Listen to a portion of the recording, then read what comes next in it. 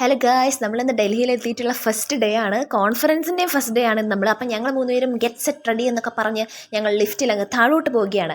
ഈ സാധനങ്ങളൊക്കെ മുന്നിൽ കണ്ടപ്പോൾ നിങ്ങൾക്ക് മനസ്സിലായിട്ടുണ്ടാവും ഞങ്ങൾ താഴോട്ടിറങ്ങിയ ഉദ്ദേശം എന്താണ്. അതെ ഗൈസ്, ഫുഡാണ്. ഒരു കോമൺ മലയാളിയുടെ നീഡാണല്ലോ ഗൈസ് ഫുഡ് എന്ന് പറയുന്നത്. അപ്പം ഞങ്ങൾ ഫുഡ് കഴിക്കാനായിട്ട് വന്ന് ഇനി ഞങ്ങൾ എന്താണ് കഴിക്കുന്നത് കഴിച്ച് കാണിക്കാം. ഫസ്റ്റ് തന്നെ ഞാൻ എടുത്തത് ചപ്പാത്തിയാണ്. കാരണം എന്താണെന്ന് വെച്ചാൽ ചപ്പാത്തി ആകുമ്പോൾ നമ്മൾ കോൺഫറൻസ് ഒക്കെ അല്ലേ, അപ്പോൾ കുറച്ച് ബീവർ ആയിരിക്കുമല്ലോ. നമ്മൾ അവിടുത്തെ ഫുഡ് കഴിച്ച് ശീലമില്ലാത്തതുകൊണ്ട് ഞാൻ ചപ്പാത്തിയാണ് എടുത്തത്. വൈകുന്നേരം വന്ന് ഇവിടുത്തെ ഫുഡ് എടുത്ത് കഴിക്കാമെന്ന് ഓർത്തു. പക്ഷേ ചപ്പാത്തി കുഴപ്പമൊന്നും ഇല്ലായിരുന്നു, പക്ഷേ കുറച്ച് ഹാർഡായിരുന്നു ഗൈസ്. അപ്പോൾ അതുകൊണ്ട് എനിക്ക് കഴിക്കാൻ കുറച്ച് പാടുണ്ടായിരുന്നു.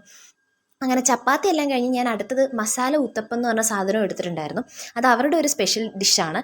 ആ മസാല ഉത്തപ്പം എടുത്ത് അതെനിക്ക് കുറച്ച് പേടിയുണ്ടായിരുന്നു, ചപ്പാത്തി ഹാർഡായതുകൊണ്ട് എങ്ങനെയായിരിക്കുന്നത്.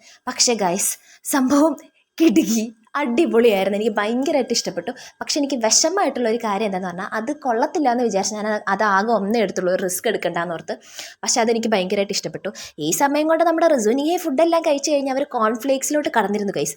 അങ്ങനെ അവർ കോൺഫ്ലേക്സ് കുടിച്ചുകൊണ്ടിരിക്കുകയാണ്. ഇവർ കോൺഫ്ലേക്സ് എടുത്തതുകൊണ്ട് ഞാൻ എടുത്തത് ചോക്കോസാണ്. ചോക്കോസ് എടുക്കാൻ മെയിൻ കാരണം എന്ന് പറഞ്ഞാൽ എനിക്ക് പാലും ചോക്കോസും കൂടി വന്നാൽ അതിൻ്റെ ആ ഒരു ഫ്ലേവർ എനിക്കിഷ്ടമാണ്. അതുകൊണ്ടാണ് ഞാൻ ചോക്കോസ് എടുത്ത് കഴിച്ചത്. പിന്നെ നമ്മുടെ നാട്ടിൽ എപ്പോഴും കിട്ടുന്നൊരു സംഭവമാണല്ലോ, അപ്പോൾ എനിക്കത് ഭയങ്കര ഇഷ്ടമായിരുന്നു. അതിൻ്റെ ബാക്കി വന്നത് ഞാൻ നമ്മുടെ റിസുവിനെ കൊണ്ട് കുടിപ്പിച്ചു.